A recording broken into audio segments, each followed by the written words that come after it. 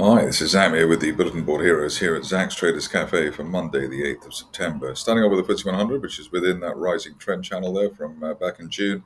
Bit of jiggery pokery, largely on the right side of 9200. We've got the floor of the channel there, 9140 above that, looking for the top of the channel. As high as 9450 by the end of next month, obviously. If we're really lucky, it could be by the end of this month. In terms of the RSI, it's in the mid-50s, which is the perfect place for a move to the upside, so bear that in mind. There is a rug pull. The worst case scenario at the moment is seen as being the 50-day moving average, 90.77.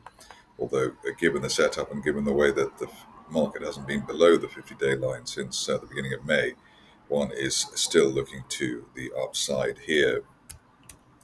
Looking to the DAX, and here situation is that we are bound off the alleged floor of that rising trend channel. It's more like a mid-channel line there towards 23,400. In terms of what we might expect next, the RSI being below neutral 50 means that we have the risk of a test of either the August support there, 23,400, or June support at 23,000 even. So if you're cautious, you wait for an end of day close for the RSI back above the neutral 50 level. I suppose, given the way that that 50-day line is falling and we have the RSI below neutral 50, slightly more biased to the downside and at least August support rather than the upside. Moving on to the Dow, and here the picture is great while we're above 45,000, and not so great while we're below 45,000. At the moment, we're just about above that, even after Friday's fall. Top of the channel there from May last year, heading for 47,500. We're looking for that, at least while we're above 45,000, and preferably while we're above the 50-day line there at 44,600. RSI looking a bit difficult, let's say, but it is at least in the mid-50s or the upper 50s, in fact, so that is in a good place. And both the 50 and 200-day lines are rising. So if you're going to give the benefit of the doubt, it would be to the upside, and it would be buy on dips rather than sell into strength.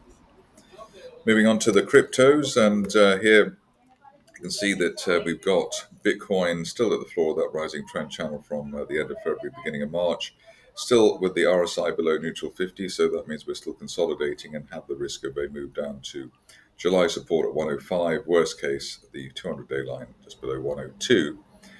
If you are serious about this market going up, then you would want to see an end-of-day close back above the 50-day moving average, just below 115, and definitely you want to see the RSI back above neutral 50 versus 47 at the moment. Best case here, though, is that while we're above the floor of the channel, 109, let's say 108, we're looking for 130 by the end of next month.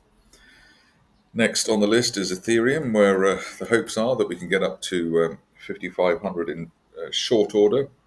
At the moment, we're still just about holding on to the floor of that rising trend channel from the beginning of July.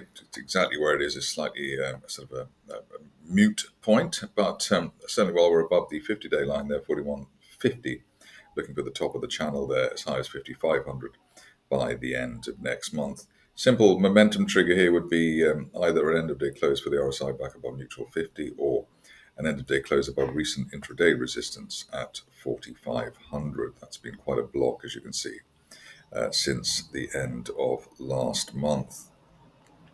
On to gold, and here it's been the star of the show in the recent past, and looking for greater glories this week. Looking for 3,800 at the top of that rising trend channel. The question is whether we get that by the end of this month or by the end of next month, or the way things are going. We could get it by the end of this month, certainly while we're above recent support there around the 3,500 level, which was the old April resistance. Moving on to the stocks, and starting off with Buccaneer Energy. Starting set up here, we've got a falling trend channel, top of the channel there around 0.037, which is obviously around double where we are at the moment.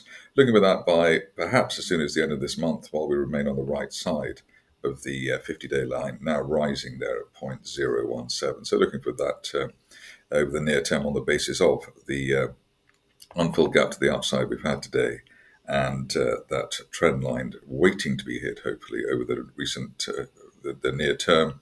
The other point to note is that we've had an extended RSI 50 rebound for the shares. That tends to be a leading indicator on the upside, adding in all the other factors as well. Next up is the situation at a stock which is relatively unknown.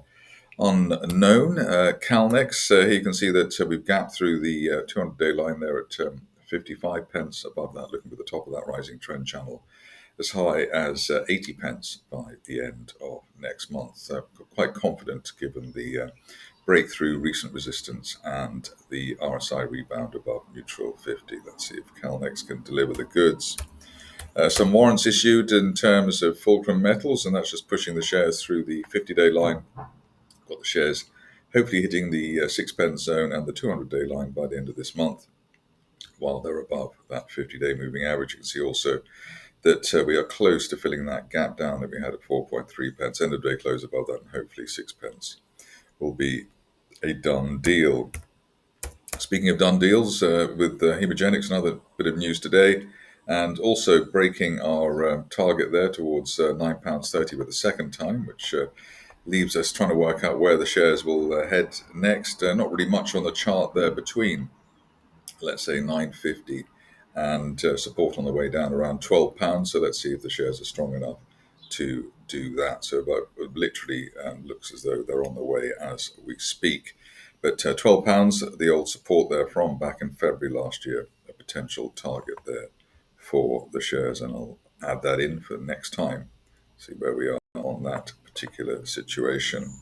On to Microlise, which a company I've interviewed a few times. Interesting that the share price is starting to recover quite strongly, double ricochet off the rising 50-day moving average, rising trend channel there up to £1.50.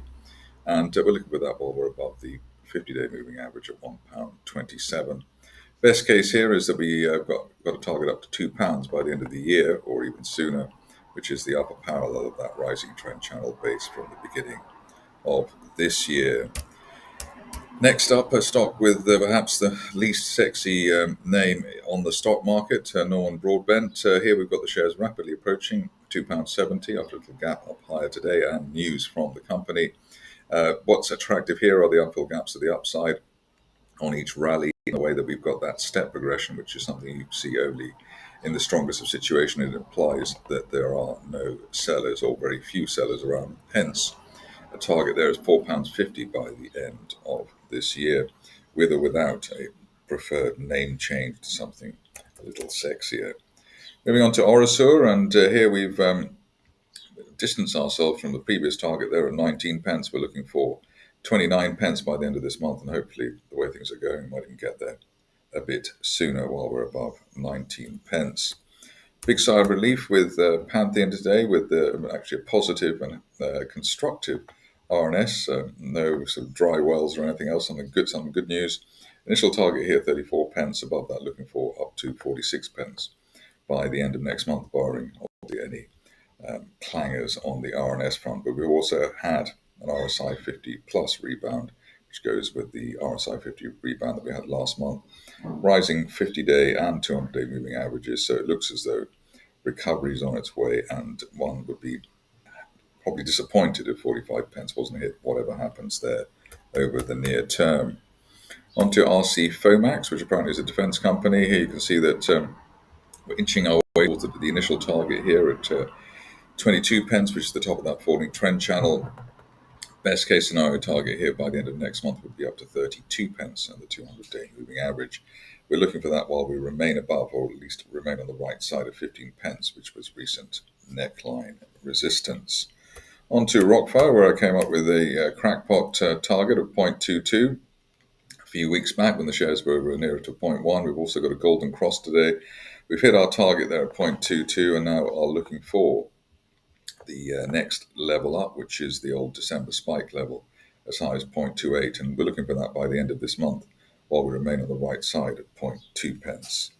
Surface Transforms is next, and here you can see that we've managed to break through the second target there, which was around 2.7 pence. Above that, looking for a best case scenario target, lilac line, which was previous support on the way down at 7.5 pence, and looking for that by the end of next month. Looking quite strong there on this chart with the double RSI rebounds above neutral 50. Shield is a stock I've given a lot of coverage to for no apparent reason, but apart from the fact the shares look rather strong. And here We're on the bounced off the first target there at 6 3/4 pence and looking for up to 10.5 pence by the end of this month. The upper parallel of that rising trend channel from April last year. On to the last two, and they're both, I suppose, stocks which a lot of people are looking to, looking to recovery, I suppose. First one is Smarter Web, where we split the difference in terms of finding support there at £1.10, and also the old resistance there towards the old support there rather towards 67 pence. The lows, I think, around the £1 level, 101. In fact, I think the low there.